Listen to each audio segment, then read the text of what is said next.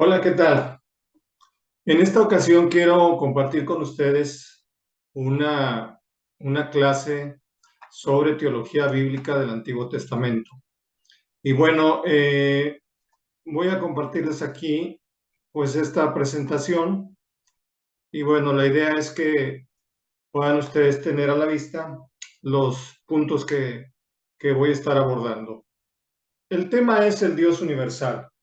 Y comienzo con esta pregunta. Y es la siguiente. ¿El Dios de la Biblia es universal? ¿Es un Dios para todas las naciones, para todos los pueblos de la tierra? ¿O es un Dios únicamente centrado e interesado en un solo pueblo? Bueno, pues ante esta pregunta sobre si Dios es universal, algunos críticos bíblicos dicen no.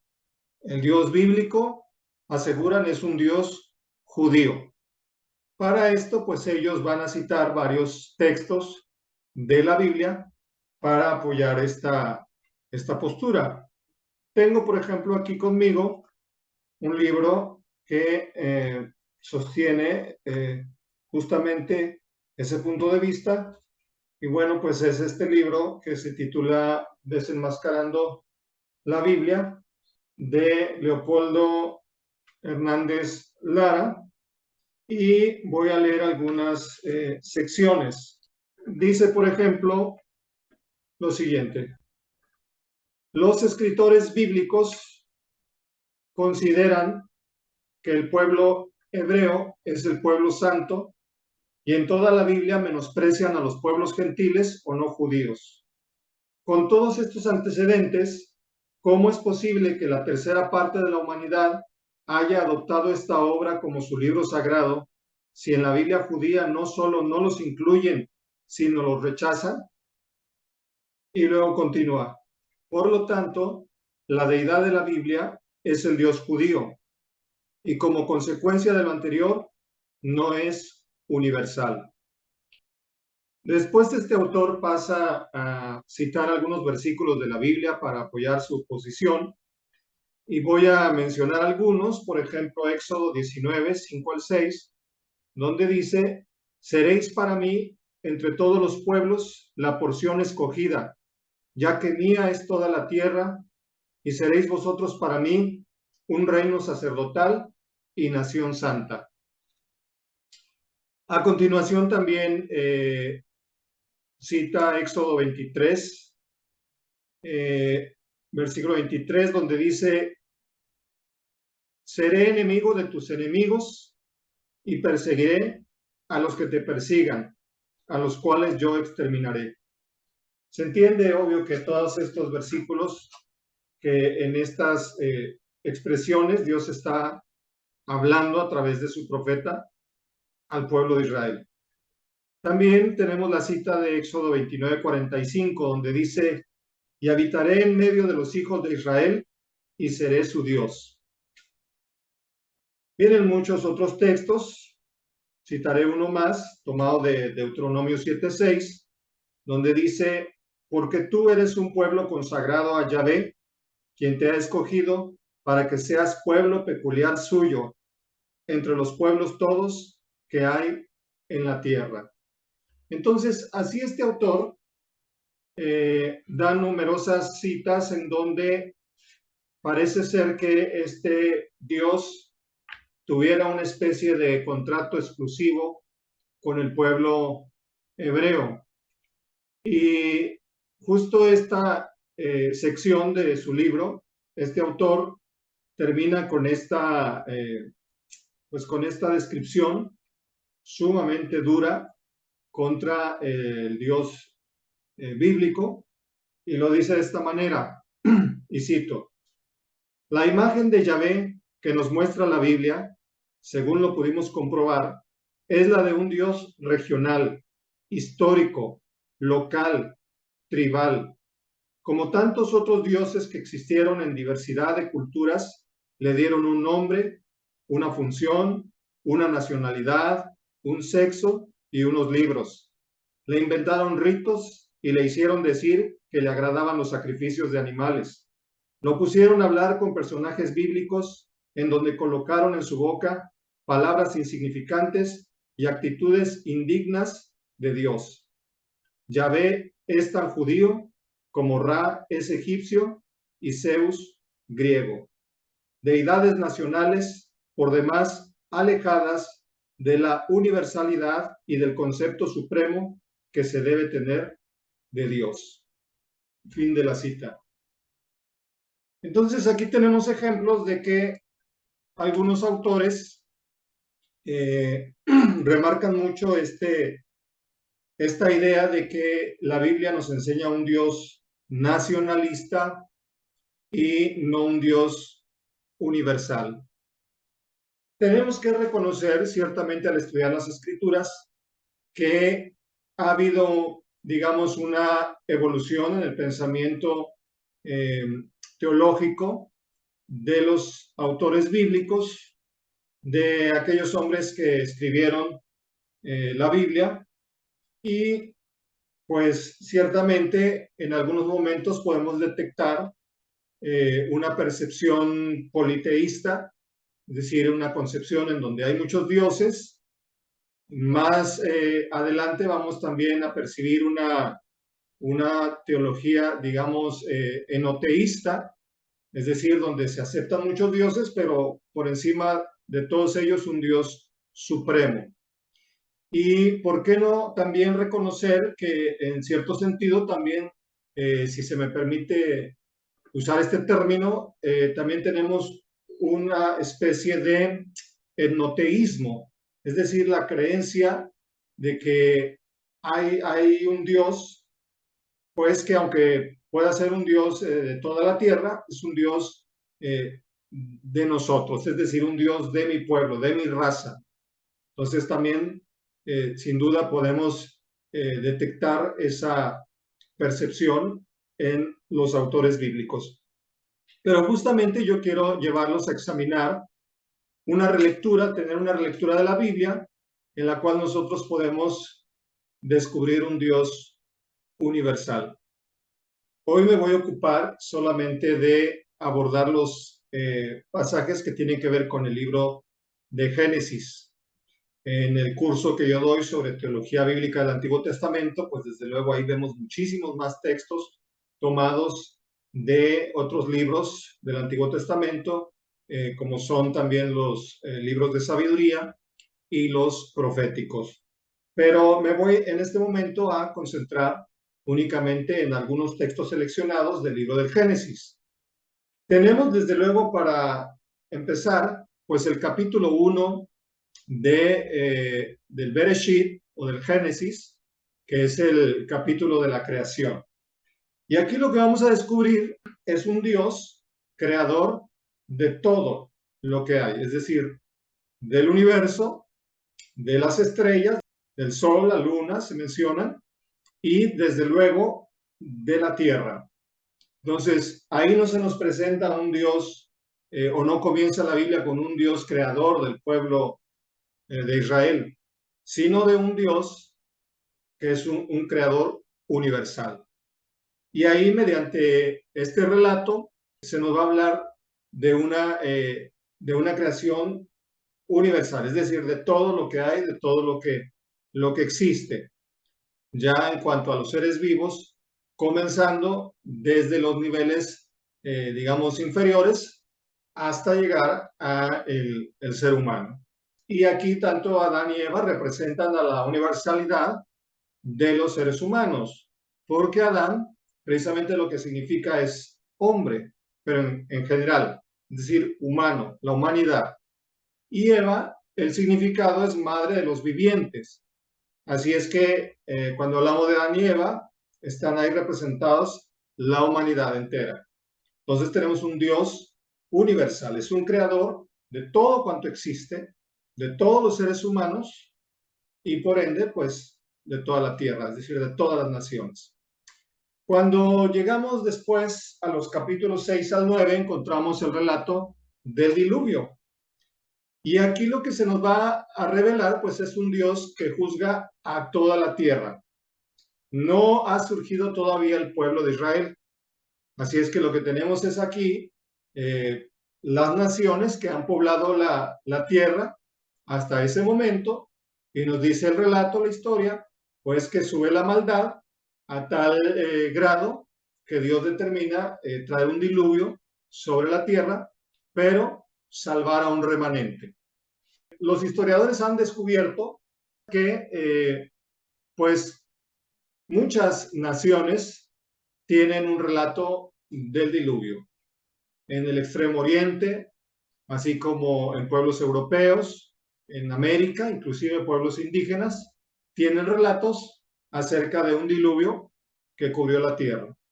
Entonces, pues podemos entender que se trata de una historia que está registrando episodios o cataclismos que sucedieron en un pasado remoto, en el cual pues fueron destruidos muchos pueblos, mucha gente murió, pero quedó un remanente que fue el que repobló la tierra.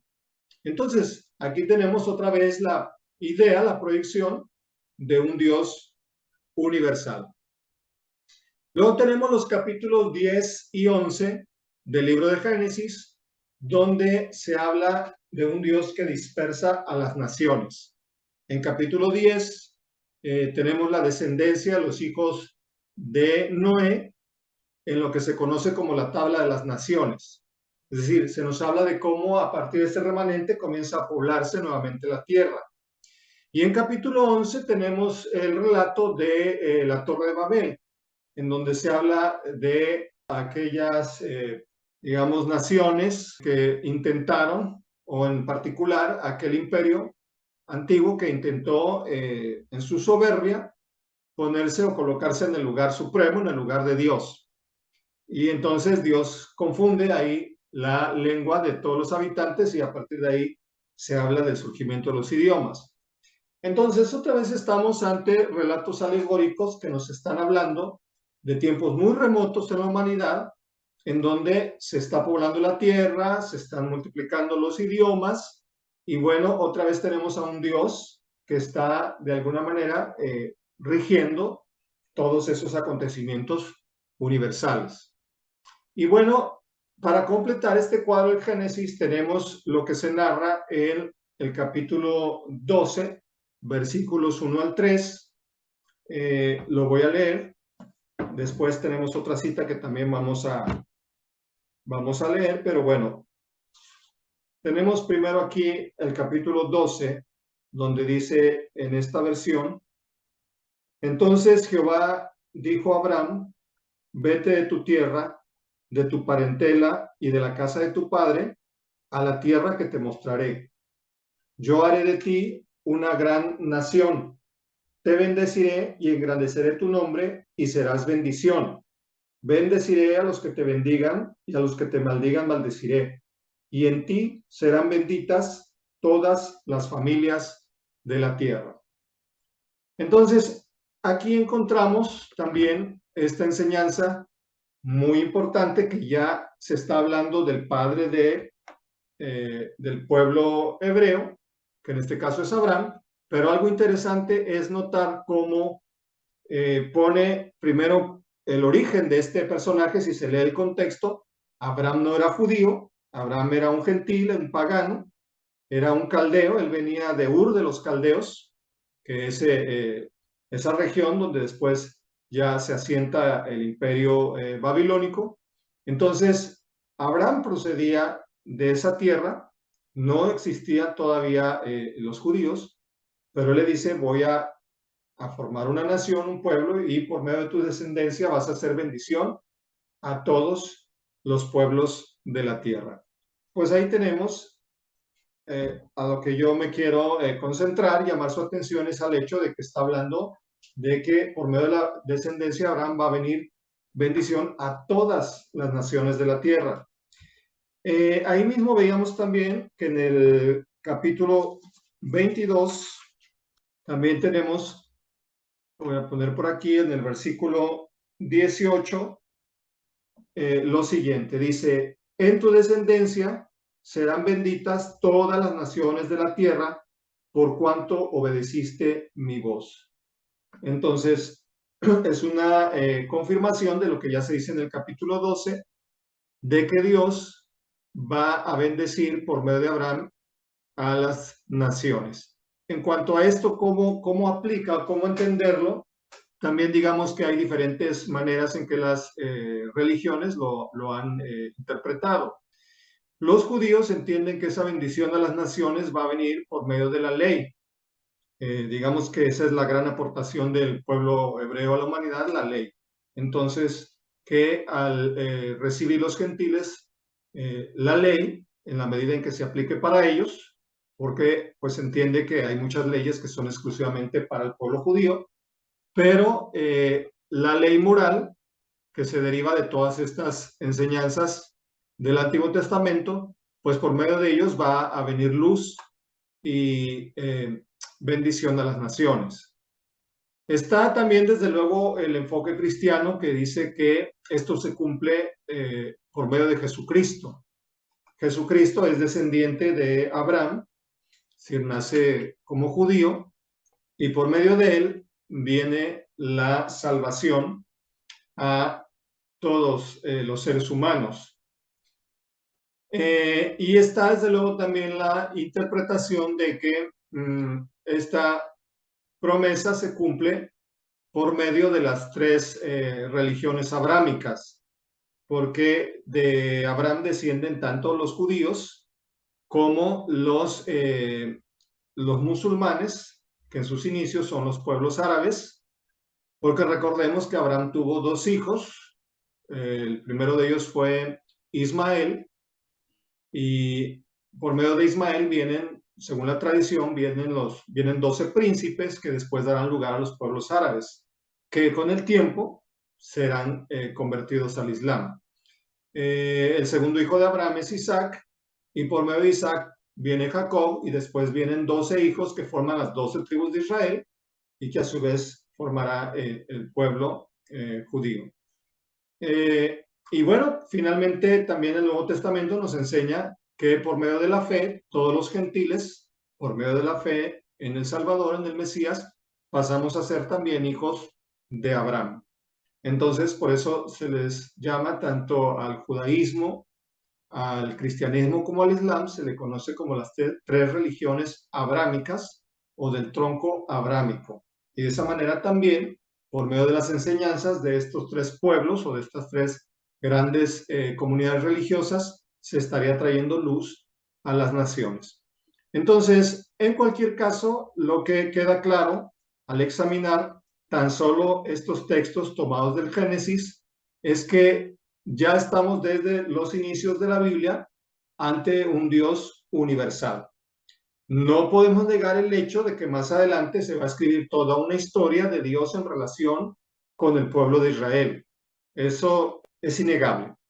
Pero en medio de toda esa historia y de esos libros hebreos, nosotros vamos a estar descubriendo una y otra vez que hay múltiples referencias a un Dios con interés y proyección universal. Entonces, sostener y decir que el Dios que se enseña en las Escrituras o en la Biblia es un Dios exclusivamente judío, pues me parece es no tomar en cuenta todos estos pasajes, y hay muchos más, como les dije, en los Salmos, en los libros proféticos, hay muchos textos que nos hablan de este Dios universal. Entonces, decir que es simplemente el Dios que nos enseña la Biblia, es un Dios exclusivamente judío, es no entender realmente las escrituras, no entender la teología, cómo se va desarrollando, cómo va evolucionando y cómo en el Nuevo Testamento, sobre todo, ya si pasamos a una teología del Nuevo Testamento, pues vamos a tener claramente la proyección de un Dios universal, de un Dios que viene a traer salvación a toda la tierra. El mensaje que se resume en ese famoso versículo de Juan 3:16, que muchos llaman el corazón de la Biblia, en donde dice, de tal manera amó Dios al mundo, no dice solo al pueblo de Israel o a un pueblo específico, sino amó al mundo, que ha dado a su Hijo unigénito para que todo aquel que crea en él no se pierda, sino tenga vida eterna. Y este mensaje va a ser retomado por los apóstoles en sus epístolas. Pablo nos va en la carta a los Romanos a dar una enseñanza hermosísima, en donde nos va a hablar de esa salvación universal, porque hace un contraste con Adán y dice que así como por Adán vino el pecado a todos los hombres, por medio de Cristo vino la salvación también para toda la humanidad. Así es que, qué buena noticia, ¿no les parece? Ese es precisamente el Evangelio. Una buena nueva, una buena noticia de que en Jesucristo hay salvación para el género humano. Bueno, pues hasta aquí con esta meditación. Los invito a que visiten mi canal, que se suscriban y espero que nos podamos encontrar en una próxima reflexión. Muchas gracias.